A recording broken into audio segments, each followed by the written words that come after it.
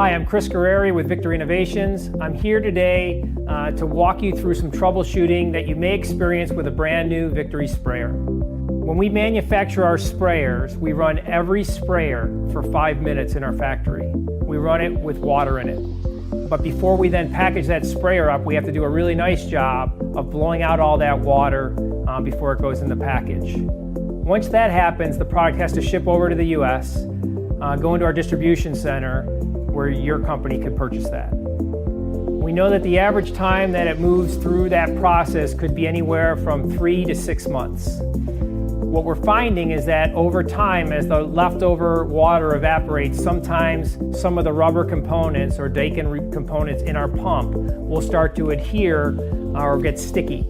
And that will cause your sprayer not to work properly.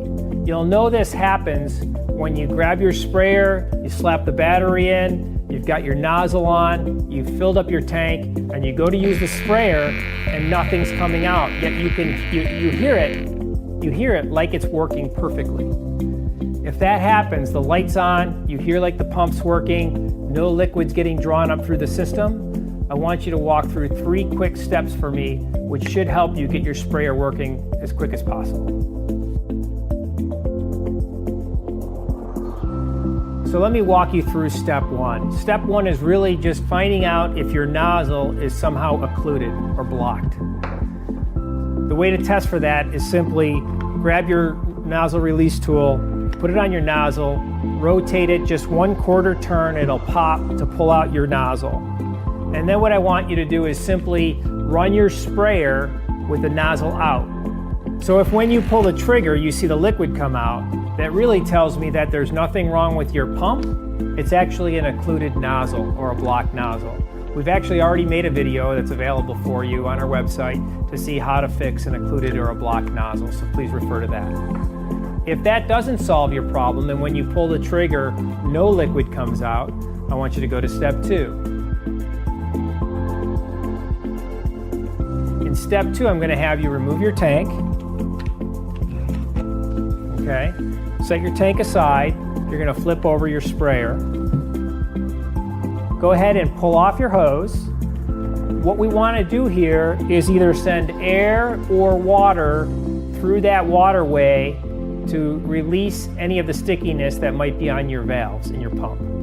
So again, I can either do it by taking some forced air through a compressor and sending it through where the tube connects, or I could do it by using a syringe or a water bulb to send liquid down through that system.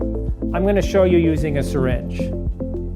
So I could simply stick the syringe down into my tank, grab some of the fluid or chemical that you've got in there, and then while I'm pulling the trigger, running the unit, I would literally shoot water down through there. When I do that, that'll actually release any stickiness in your valve, and you'll know that worked if you start to see liquid coming out the front of the sprayer. If you've seen liquid come out the sprayer, I literally want you to then put your hose back on, attach the unit back to your tank,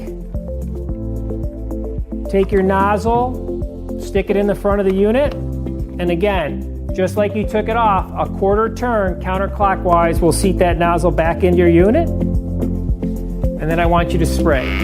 You should hear the unit priming and then starting to spray.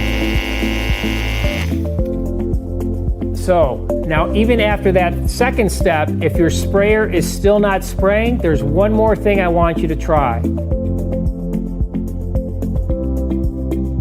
Every once in a while what we're seeing is that your unit is forming a vapor lock, where the pump is continuing to pull, and in essence it's sucking this tank as hard as it can, but it's not allowing liquid to be pulled through. If that's happening, here's what I want you to do is set your unit down on the table, pull the trigger, let the unit run. You'll see that it's not pushing any liquid through. While you're running the unit, release your tank lock and also pull this trigger. Keep the trigger pulled the whole time. You should hear a little pop if a vapor lock was occurring right when you release that tank from the housing. By doing that, you're releasing that pressure keep your trigger pulled. You should start to see liquid come through the nozzle.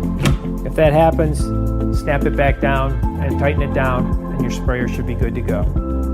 So thank you for walking through this video with us. We're glad you've gotten your sprayer working, and thank you for supporting Victory.